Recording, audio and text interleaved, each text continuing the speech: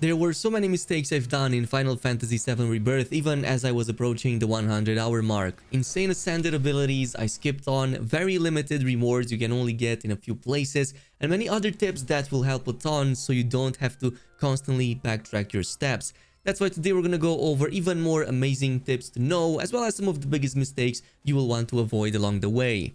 Coming right up, one of the mistakes I've done is not realizing that you can't craft enhanced versions of items if their base variants are equipped already by somebody. So for example, you will want to go ahead and unequip that item from that character before the item transmuter lets you use it. There were many duplicates I created because of this, many resources I wasted, and in the game's defense, it does list the character that holds that item, but at the same time, it could have been done in a way that you could just craft it right here from the screen, since technically it's still in your inventory. Just don't be like me and then equip it first anyway. At number 2, don't just pay attention to the weapon raw damage, but also look into the weapon skills. There are some passives here that are complete game changers, such as for example Reprieve, which is going to avoid pretty much getting one-shotted once per fight. With the exception of instant death, anything that might otherwise down you instead will leave you at 1 HP. So for some of the brutal and legendary challenges, this is going to be an absolute must on pretty much all characters, so that you can then quickly heal up and resume the battle without having to restart the entire challenge track. Plus, this is something that you get on almost every character, and there are multiple weapons that can hold them, some sooner, others a little bit later. For example, in the case of Cloud, Buster Sword gets it at around weapon level 7, but if you go with the Umbral Sword instead, you're gonna get it at just level 3. Speaking of weapons, quick tip over here, none of them are actually missable. However, if you still somehow manage to not see them during their specific story moments, what you can do is to simply visit any weapons vendor once that chapter is complete, and it will always sell you all of the items that you skipped for pretty much all of the characters in the chapter prior to that. Do keep in mind that they cost quite a ton of gills, so it's best to actually keep an eye out for them, especially since usually they are right there right after cutscenes. Otherwise, what you can do instead is to just finish the game and then chapter select opens up, which is then going to let you replay any chapter and just get them back for free once again.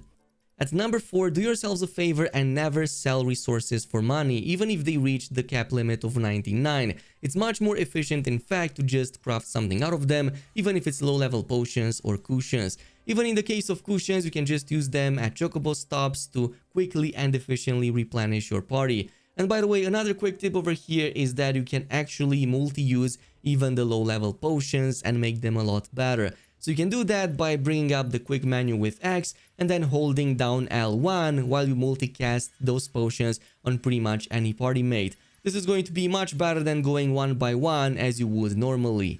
By the way, another quick tip to more easily set up different materia combos between different characters is to instead choose the set for all function instead of going one by one for each character. This lets you see all characters and all their materia slots in one dedicated screen, so you can easily swap between them, especially if you tend to change builds a lot more often.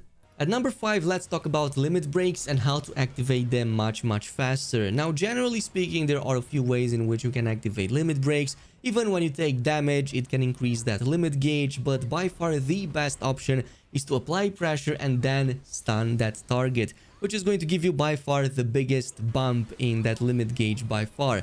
Now, there are some other abilities that can further influence this and other passives in the folios, even items and materia, but for the most part, just stunning foes is by far the best option to do so.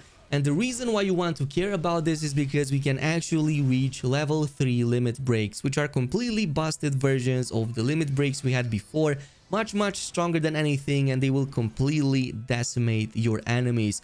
Plus, they are extremely cool to look at, so let's be honest, you will want to unlock these anyways. By the way, to have them unlocked, you first need to reach about level 9 with your party and then invest into these points right here at the end, which will unlock the level 3 of the limit breaks. So let me tell you what you need to do in order to unlock these during the fight, because there's an extra step that you have to complete. And that is by actually upgrading your limit level 2 times during combat, because you start with a level 1 by default, which is the weaker variant.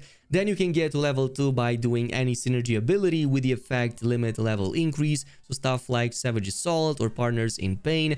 And for the third and final level, you will need to use another synergy ability again that also has the limit level increase effect. So it can be the same synergy ability between the same two characters. However, for the best course of action and most efficiency, I recommend using a different synergy ability but with the same effect.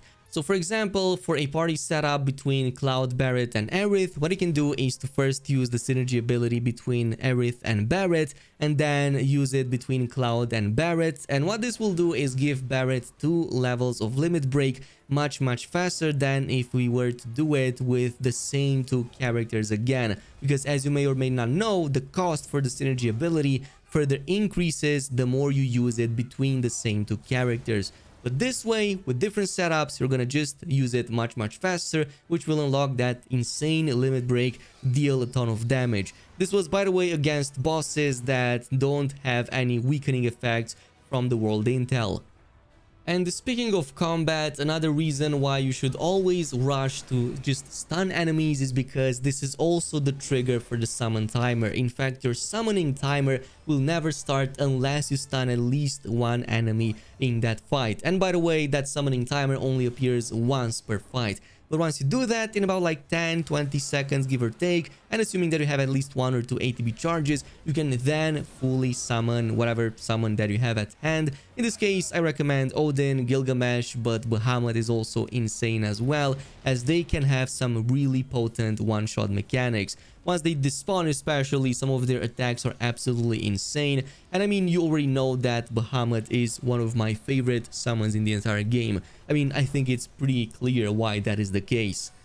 Moving on to number 8, if you ever went to the Gold Saucer, you likely encountered the 3D Brawler, and you probably got your behind whooped by some of the tougher challenges in there. Well, the secret to winning is actually really simple, and it's all about pattern recognition. Essentially, enemies will have predefined attack patterns, especially in their rage phase, so they will almost always follow that in the exact same way. So let me give you an example. In the case of Ifrit, in his first rage phase, he will always go right hook, then left uppercut, and then finally finishing off with another right uppercut.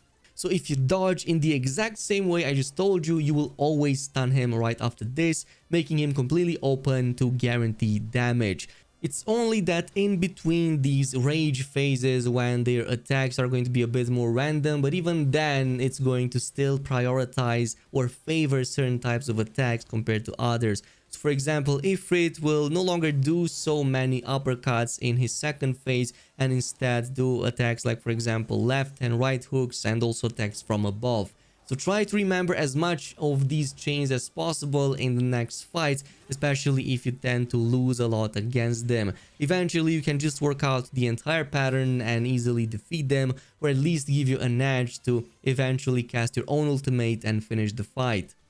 And since we were talking about minigames, at number 9, it's also noteworthy that getting high scores for all the minigames in the main story can actually be worth it, because if you push yourself just a bit more during those moments, you can actually get some pretty awesome items during those moments. Of course, you can always return back and complete them again, but especially so, I would pay attention to anything that rewards dark matter. This is going to be extremely important in the later stages, but I'm going to talk about that in just a bit. Which brings us to number 10, complete early side quests. You're going to want to do that, otherwise you're just going to have to backtrack them, especially since some of the later on side missions require you to complete the previous parts of them in the early stages. Like for example, there are many side missions opening up in chapter 12 and 13, but they only become accessible if you completed their previous parts, like for example Trouble in Paradise, which has a couple of quests that you have to complete back in the grasslands. But Trouble in Paradise is one of the most important quests because it also gives access to the legendary bait that you can craft in your item transmuter. And why this is important is because it's the only way to reach max craftsmanship. So let's talk about max craftsmanship, which is level 16, and to save you a bit of trouble, you will literally have to craft everything that you ever unlock in the item transmuter, including the items that only cost 5 XP each. So this is going to be the most crucial part of it, the most excruciating, by the way, in the later stages, as you have to complete the last like 50 XP by crafting these low XP items. So that's why you're gonna need some key items for this. Those 4 I was talking about, including the legendary bait, is one of them, but there are others in there that will require different GP vendor items and other gold saucer rewards, especially that dark matter I was talking about. So in this case, I recommend paying attention to any of the mini games, especially in the saucer, that give you dark matter as a reward, especially for the higher difficulty versions. In this case, you don't even have to be like with the max score to get dark matter. Usually that one gets rewarded even for the second place. By the way, quick PSA over here, also look for the mini games outside of the gold saucer if you specifically hunt for dark matter right now. For example, Dust Bowl has the box smash, which gives you like 3 of them. Also the cactuar challenges in one of the regions also gives them like in some of those reactors, and there are others in there that eventually will give you enough to craft everything. Which brings us to number 12. That is why you're going to want a ton of golden feathers so that you can buy Chocobo gear whenever it is accessible, especially the higher level ones. Yes, outside of some of the mini games like the Chocobo races, they don't give any stats, but during those they do, and they are very important, especially if you're pushing for that dark matter as I was talking about. So that's why my next big recommendation is to always unlock Chocobo stops so that you can then use those golden feathers and buy these suits from any of the merchants out there, plus the ones in the gold saucer. The Chocobo races, even more so the ones in the gold cup, can become quite brutal, so you'll want as much acceleration and speed as you can. So this is how you're gonna achieve that. Also mix and match sets, by the way, which is going to help a ton with different Chocobos to reach these higher values. Eventually, you can even go ahead and compete for the Hyperion armor, which is going to be by far the best in the entire game and will give you the absolute max speed. So then you can jump to the gold cup and get the item out of it. At number 13, another thing you can do to make things easier is to just use, well, the simulator to assess targets that you missed in the open world. So in this case, let's say, for example, you want to unlock another world intel challenge or combat in the combat simulator. What you can do is to simply start any of the area specific challenges and see if there's any enemy that you did not scan. You can actually scan it and it will count for these challenges even in the combat simulator. This is especially useful, for example, if you want to further level up your enemy skill materia. This was one of the ways I've achieved it in. Moving on to number 14, one thing I forgot about materials is that you can actually easily track them via the add to list function, and what I recommend doing is to just go to the Costa del Sol vendor, since he's going to be by far the fastest to reach. Well, she is going to be the fastest to reach, and every single time you progress in the story and reach new zones, you will see that its stash actually gets upgraded and you will gain access to higher tier variants that you can then funnel into crafting some of the higher tier items, like for example the Yggdrasil belt and all of the others in there too. So very useful nonetheless. Pay attention to it, and again, never sell those resources no matter what. This brings us to number 15, and in terms of the relationships, one of the biggest mistakes I've done in my first playthrough was to actually complete all of the side quests with all of the characters, thinking that I would have a choice which one to pick at high enough relationship status, which is totally not the case. Instead, the game just picks one automatically with the highest level of relationship that Cloud has with them. Otherwise, it's always going to be Aerith.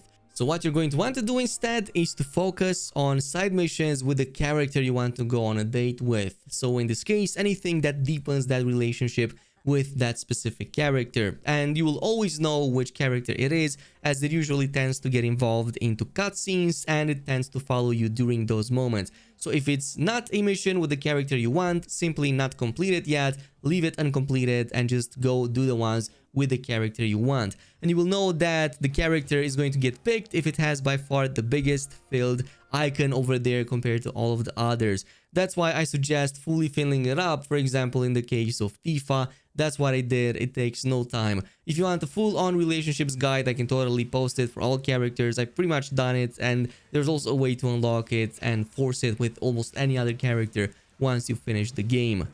Anyway, that's about it with the video. Let me know down below if there's any other mistakes that you've done or any other tips that we haven't covered on the channel. In the meantime, thanks so much for watching, and I'll see you in the next video.